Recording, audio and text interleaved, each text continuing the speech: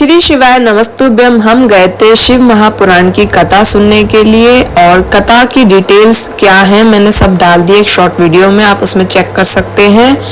और कथावाचक हैं प्रदीप मिश्रा जी। भीड़ देख सकते हैं आप कितनी, बहुत ज़्यादा भीड़ थी। रिक्शों पे लोग आ रहे हैं, पैदल चल के आ रहे हैं और कई लोग तो 7 दिन की कथा में 7 दिन वहीं रहने वाले हैं। और ये उनका घर है या महल कह सकते जिन्होंने कथा अरेंज करी है। और हम जाके लास्ट में बैठ गए थे। और जो ये रेड कलर की झोली में, येलो कलर की टी शर्ट में जो लोग हैं वो कलेक्ट कर रहे हैं। अगर आपकी जीवन में कोई भी परेशानी हुई हो, अगर आपके सब कुछ भी अच्छा हुआ तो आप अपना एक्सपीरियंस लिख के शेयर करते हैं। इससे जो कथा में गुरुजी पढ़ के हम सबको सुनाते हैं। अगर आपकी भी लाइफ में कोई बीमारी है, कोई परेशानी है, कर्ज है, अगर किसी की संतान नहीं हो रही तो सबकी रेमेडी गुरुजी बताते हैं। आप इनकी कथा में सुन सकते हैं और ये शिव जी की ही रेमेडी बताते हैं। और बेलपत्री यूज होती है उसमें, कोई भी ऐसा कुछ नहीं है कि सुनने में ऐसा लगे कि गलत हो रहा है कुछ भी।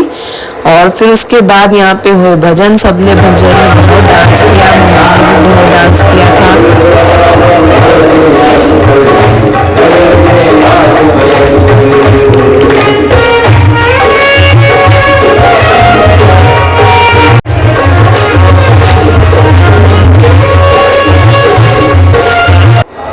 अब किसी का एक्सपीरियंस बता रहा है जिनका कैंसर की बीमारी ठीक हुई है। मैं बाबा का क्या गुणगान करूं गुरुदेव। हमारे पड़ोस में एक भैया रहते हैं, उनका दोहे था 21 वर्ष का। उसको लास्ट स्टेज का, 4th स्टेज का कैंसर हो। 5 महीने से वेंटिलेटर पर पड़ा, नलकी के द्वारा उसको खाना पीना नाक से दिया जाता है। पड़ोस की आंटी हमारे घर में आई और बेटे के बारे में बताया और रोने लगी। मैंने एक ही बात उनसे कही कि कथा चल रही है भटिंडा में, और भटिंडा में अगर कथा चल रही है तो वहां जाकर आप विनती करेंगे पंडाल में बैठकर तो बाबा जरूर सुनता। वो सियोर वाला महाराज कहता है कि कथा का पंडाल केवल कथा का पंडाल नहीं होता, जहां शिव महापुराण की कथा होती है वह शंकर जरूर बैठा होता है। और इस भूमि पर तो सारा बाबा के साथ शिव दोनों हमारे कहने पर वो पड़ोस वाली आंटी वहां पर पहुंची और भटिंडा की कथा में उनको जगह नहीं मिली तो बाहर गेट के बाहर खड़ी होकर थोड़ी देर तक कथा सुनी। फिर 15 मिनट बाद उनको जगह मिली, वहां बैठी और बैठकर उन्होंने विनती करी। जब कथा पूर्ण हो गई तो वहीं की मिट्टी को, रज को, आप कहते हो कि जहां शिव पुराण की कथा होती है वहां की रज रज नहीं होती, बाबा की भभूति होती है। वहां की रज को लेकर वहां से कथा कर आप तो चले गए, पर वहां बेलपत्र नहीं मिल रही थी।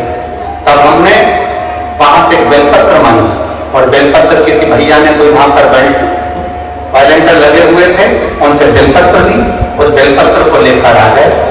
वो बेलपत्र और रज सूरत उनकी यहां पहुंचा दी गई, जो हॉस्पिटल में वेंटिलेटर पर रखा गया था एडमिट। 21 वर्ष के बच्चे को 4th स्टेज का कैंसर और उसको वहां वेंटिलेटर पर रखा गया। गुरुदेव उस बेलपत्र को जब 10 जनवरी को बेलपत्र भेजी गई और भेजने के बाद उस रज को भेजा गया, डॉक्टर ने मना कर दिया था कि बच्चे के पास हम कुछ नहीं रखने देंगे, तो ये रुमाल में रज लगाकर बेलपत्र ले जाकर उसके सिराने पर रख दिया और उसके शरीर पर रज लगा। हम बाबा का क्या गुणगान करें गुरुदेव। बाबा बाबा है और शिव शिव है। हम आज इस कथा के पंडाल में इस गौरव से बैठे हैं कि उस बच्चे के 10 दिन निकले थे, उसने आंख नहीं खोली थी और बेलपत्र के केवल 4 दिन निकले और बच्चे ने आंख खोली और देखना प्रारंभ करा। धीरे धीरे उसकी नली निकल गई। नली निकलने के बाद उसकी छुट्टी कर दी गई। छुट्टी करने के बाद वो जब घर पर आ गया, उसकी दूसरी जांच मुंबई में कराने के लिए गई। जब बॉम्बे में जांच कराने के लिए गई तो बच्चे के शरीर में कैंसर का कोई तत्व ही नहीं था। बच्चा कैंसर मुक्त। अब शिव जी और पार्वती की आरती हो रही है और फिर आरती सुनने के बाद हम भी घर आ गए थे। अगर आप भी महादेव के सच्चे भक्त हैं तो अपने जीवन में एक बार कथा जरूर सुनिए। अगर आपकी भी जीवन में कोई समस्या तो शिव मंदिर जाइए, एक लोटा जल सब समस्या का हल, आपकी सब परेशानियां दूर होगी। अगर परेशानी नहीं है तो भी जाइए। और देख सकते हैं कि सेटअप कितना सुंदर है। ये जो स्टेज था ये तारा बाबा की कुटिया का बना हुआ है। ये बहुत ही सुंदर था। कुटिया तो हम नहीं देख पाए क्योंकि भीड़ भी बहुत थी। हम कथा सुनने के लिए बैठे थे कुछ घंटे के लिए। और आप देख सकते हैं, अगर आपका भी मन है तो आप इस कथा में जरूर जाएं। I hope you like the video.